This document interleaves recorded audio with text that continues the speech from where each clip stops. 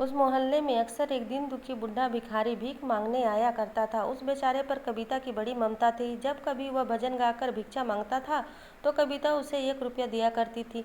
1 रुपया प्राप्त होने पर उसके आनंद का ठिकाना न रहता था। कविता को वो सैकड़ों आशीर्वाद देता था और बड़े चाव से उन आशीर्वाद को सुनती थी। भिखारी कहता था, कविता उस जन्म की मेरी माँ है। पहली दृष्टि पड़ते ही भिखारी उसे अपनी माँ समझने लगा है। वह बड़े ही करुणा स्वर में उसे अपनी माँ कहकर पुकारता है। आज भी उसने आते ही माँ को पुकारा, ओ माँ, मेरी माँ, तुम कहाँ हो। आज इस प्रकार अपने बेटे की आवाज़ सुनते ही कविता कठिनाई में पड़ गई। आखिर वह इस समय उसको रुपया दे तो कहाँ से दे। इस समय शिवा घर में ही मौजूद होंगे और वह उनके सामने रुपया लाने जाए कैसे। वह उससे नाराज है। कुछ समय सोचते रहने के बाद वह अपनी मामी के पास गई। अभी अभी उसकी मामी की झकझक नौकरानी से हो गई थी। इस कारण मुंह लटकाए खाने की तैयारी कर रही थी। ऐसी स्थिति में कविता को कुछ कहने की हिम्मत न हुई। वह वापस चली आई और किवाड़ की ओर से देखा कि बुढ़ा भिखारी चौतरे पर अब भी बैठा है और भजन गाने में मस्त है। कविता के हृदय में एक खलबली सी मची थी। आज तक उसने इस भिखारी को निराश नहीं लौटाया था, इसलिए वह आज भी लौटाना नहीं चाहती थी। उसका मन क्षुब्ध हो रहा था। भिखारी ने फिर एक बार माँ पुकारा। इसी बीच दीपिका दौड़ी हुई आई और उसने सूचना दी कि दीदी, तुम्हारा बुढ़ा बेटा अभी देर से आवाज़ लगा रहा है। कविता ने कहा, मेरी अच्छी दीप, जरा सुन तो। अगर तू मेरी एक ज़रूरी काम कर दे तो मैं तुझे अच्छी अच्छी चीज़ें दूंगी। तू जल्दी से चली जा, शिवा से 1 रुपया लेकर आ। दीपिका तेजी से दौड़ती हुई गई और 1 रुपया लाकर कविता को दिया। कविता ने पूछा, शिवा ने देते समय कुछ कहा था? कुछ भी नहीं, केवल यही कहा कि बास्केट की जेब से निकाल लो। मेरे विषय में तो कुछ नहीं कहते थे? नहीं, कुछ भी नहीं कहकर वह खेलने में लग गई। रुपया लाकर कविता ने एक बुढ़े भिखारी को दिया और चली आई। आज उसने आशीर्वाद तक न सुने। पता नहीं क्यों उसे कुछ भी अच्छा न लगता था। उसका चित्त परेशान था। दोपहर के पश्चात दीपिका को बुलाकर पूछा, दीप, आज कल तुम अपने शिवा मास्टर से पढ़ने नहीं जाती? जाती क्यों नहीं, रोज जाती हूँ। कविता, शिवा मेरे बारे में कुछ नहीं पूछते? दीप, नहीं। हाँ, उन्होंने पूछा था कि ताश खेलने दोपहर को जाती हो या नहीं। बेचैनी के साथ कविता ने फिर कहा, फिर तूने क्या कहा? दीपिका, यही कि तुम चमेली के यहाँ रोज ताश खेलने जाती हो। शिवा मास्टर ने पूछा, तो खेलता कौन कौन है? मैंने कहा, चमेली दीदी, तुम, मौसी और चमेली के मामा। अच्छा दीदी, तुम सब में अच्छा कौन खेलता है, तुम या चमेली के मामा? मौसी तो कहा करती है कि तुम अच्छा खेलती हो। यह सुनकर कविता के मानो आग लग गई है। वह डांटकर कहने लगी, यह सब तुमने क्यों कहा पकीजा कहीं की? तो हर बात में आधी खिचड़ी पकाया करती है। चली जा मुँह जली, अब मैं तुझे कभी कुछ न दूंगी। यह कहकर कविता वहाँ से चली गई। कविता के इस प्रकार बदलते हुए भाव से दीपिका हैरान हो गई। उसकी कच्ची बुद्धि ने यह ना समझा कि कविता क्यों एकदम बिगड़ गई। 2 दिन से ताश का अड्डा नहीं जमा। कविता के न आने से रंजना का खेल बंद हो गया है। रंजना के हृदय में यह संदेह भाव जागृत हो चुकी थी कि महेंद्र कविता की तरफ आकर्षित हो रहा है। उस पर रिझकर महेंद्र बेचैन होता जा रहा है। रंजना ने देखा, यह 2 दिन महेंद्र ने कितने परेशानी और बेचैनी से काटे हैं। यही नहीं, उसके बाहर घूमने जाना तक बंद कर दिया है। अब वह केवल कमरे में ही इधर उधर उठता बैठता दिन काटता है। तीसरे दिन दोपहर के समय उसने अपने भाई से कहा, भैया, क्या खेल आज 3 आदमी ही खेलेंगे? रंजना की बात को सुनकर महेंद्र का उत्साह भंग हो गया। वह बोला, कहीं 3 आदमी में भी खेल होता है? उस घर की लड़की जिसका नाम कविता है, उसे बुला लो ना जीजी। रंजना, वह नहीं आएगी। महेंद्र उमंग में तुरंत बोला, क्यों नहीं आएगी? उसके घर वाले ने मना कर दिया है या अपने से? नहीं, वह अपने आप नहीं आती है। उसके मामा मामी के भाव अच्छे हैं। महेंद्र के मुंह पर प्रसन्नता की झलक दौड़ गई। वह बोला, फिर तो तुम्हारे जाने भर की देरी है। जरा जाकर कह दोगी, तुरंत आ जाएगी। यह बात महेंद्र ने कह तो दी, पर अपने मन में संकोच कर रहा था। उसके हृदय की बात ताड़कर रंजना ने हंसते हुए कहा, अच्छा, अभी जाकर बुला लाती हूँ। यह कहकर वह कविता के घर गई और उसे पकड़कर साथ ही ले आई। आज फिर ताश का अड्डा जमा। आज वास्तव में ताश खूब जमा। कविता की जीत होती रही।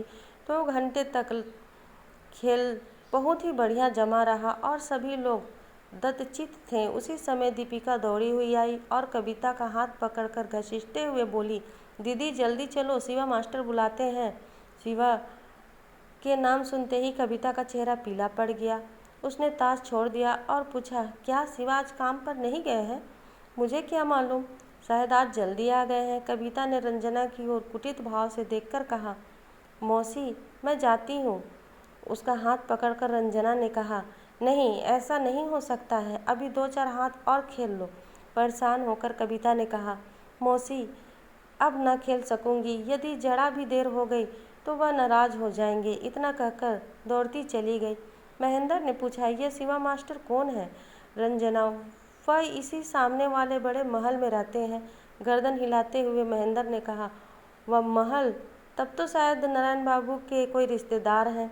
रंजना ने हंसते हुए कहा, कैसे रिश्तेदार? कविता के मामा के मकान तक को तो वह बुढ़ा हड़प लेने के लिए तैयार है।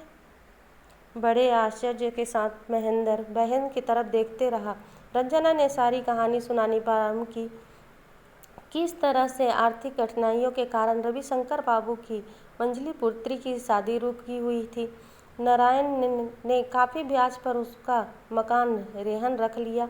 अब तक भी वह रुपया अदा नहीं हुआ है और नारायण यह मकान हड़प ही लेंगे, वह इसी घात में है। भी सारी कहानी सुना चुकने के बाद रंजना ने यह भी कहा कि उस बुढ़े की हार्दिक इच्छा यह है कि बेचारे रवि शंकर बाबू का मकान सत्यानाश करके उसी स्थल पर शिवा के लिए बहुत ही सुंदर विशाल महल बनवाए। 2 लड़के के लिए अलग अलग मकान है, परंतु तीसरे के लिए नहीं है।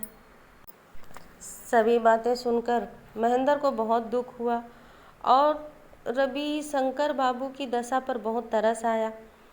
वह बोला, जीजी अभी तो रवि शंकर बाबू की और भी लड़कियां हैं ना, उसका कैसे कामकाज होगा? रंजना ने उत्तर दिया, उनकी कन्याएं तो है ही, उसके सिवा उनकी भांजी भी तो है। उस अनाथ कविता का पूरा बोझ इस बेचारे उसके मामा पर है। लड़कियों की उम्र काफ़ी हो आई है, 1-2 वर्ष में ही उनका विवाह हो जाना चाहिए। फिर भी साथ ही उन्हें अपने समाज से मदद मिलने की कोई आशा नहीं है, बल्कि समाज से निकाल देने वाले अनेक हैं। प्रथा के अनुसार न चलने पर तुरंत समाज से अलग कर देते हैं। हमारा ब्रह्म समाज तो इन सबके समाज से लाखों दर्जे अच्छे हैं। महेंद्र चुप ही रहा। रंजना फिर कहने लगी, उस दिन कविता की मामी मेरे पास कविता के लिए सोच विचार कर रो रही थी। क्या होगा, कैसे होगा, कुछ भी ठिकाना नहीं है। उसके पाणिग्रह के शौक में रविशंकर बाबू को खाना पीना तक हजम होता है नहीं होता। महेंद्र भैया, तेरे बहुत से जान पहचान वाले मुंगेर में होंगे, क्या कोई तेरा मित्र ऐसा नहीं है जो कविता की सुंदरता और गुण को देखकर उसे शादी करने के लिए तैयार हो जाए? वास्तव में कविता के समान गुणी तथा विदुषी लड़की मिलना कठिन है। लाखों लड़कियों में वह एक ही रूपवती है।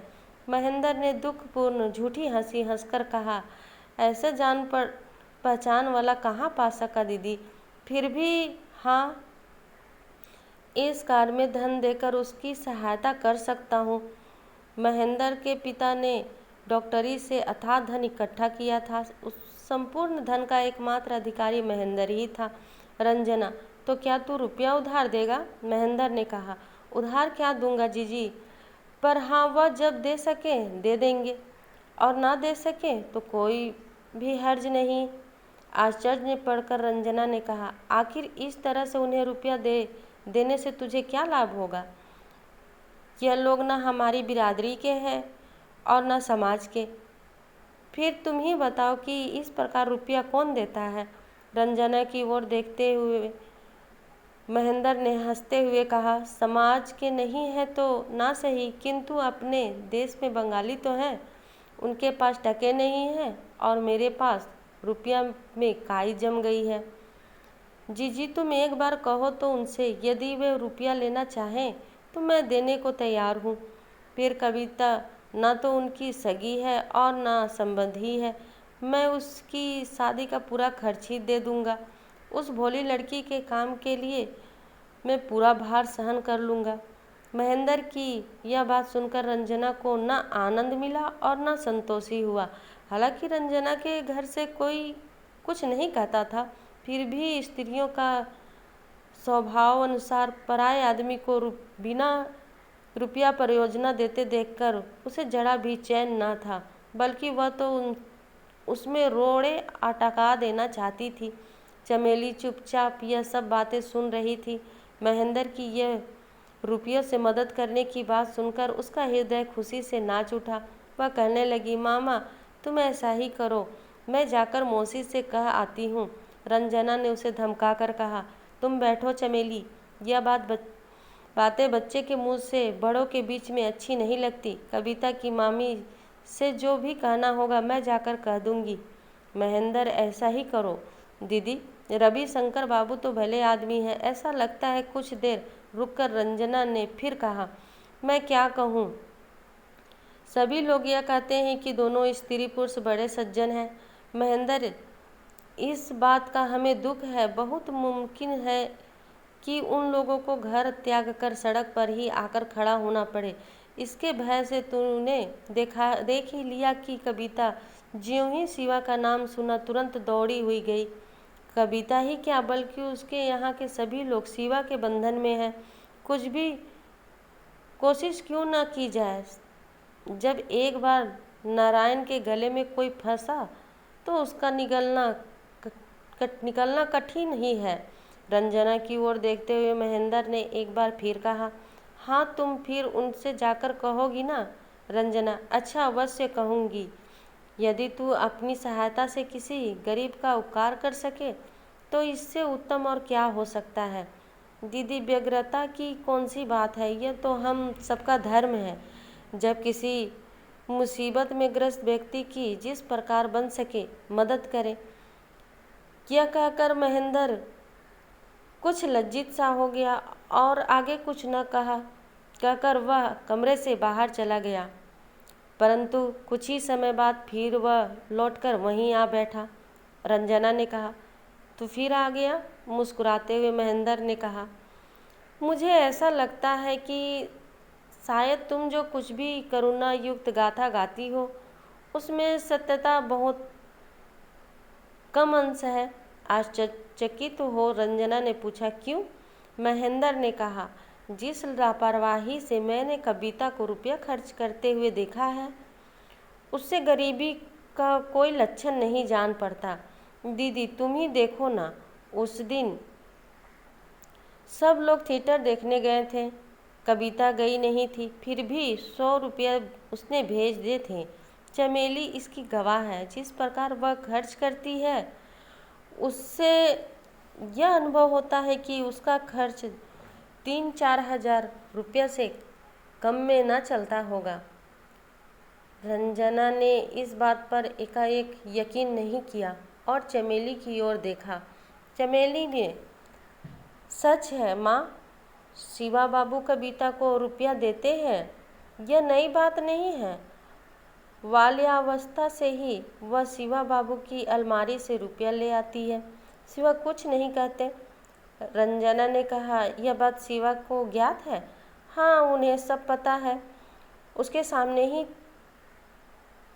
ताला खोलकर लाती है। पिछले महीने दीपिका के गुड्डे के विवाह के समय जो धूमधाम हुई और इतने अधिक रुपया खर्च हुए थे, वह सब किसने दिए थे? सारा खर्च कविता ने ही दिया था। लंबी सांस छोड़ते हुए रंजना ने कहा, भैया मैं इन सब के बारे में कुछ नहीं जानती, किंतु इतना अवश्य जानती हूँ कि नारायण की भांति उसके लड़के नीच नहीं हैं। सभी लड़के अपनी माँ के स्वभाव के हैं, इसलिए उसमें दया ममता भरी हुई है। इसके अतिरिक्त कविता बड़ी नेक लड़की है, सभी उससे स्नेह करते हैं। बचपन से ही वह शिवा के पास रहती है और शिवा का भी उस पर गहरा अनुराग है। अच्छा चमेली, ये तो बता, क्या शिवा बाबू की शादी इसी माघ में होने वाली है? सुना है इस रिश्ते से बुड्ढे को अच्छी रकम हाथ लगेगी। चमेली ने कहा। हाँ माँ, इसी मांग में शिवा भैया का विवाह होगा, बात तय हो चुका है।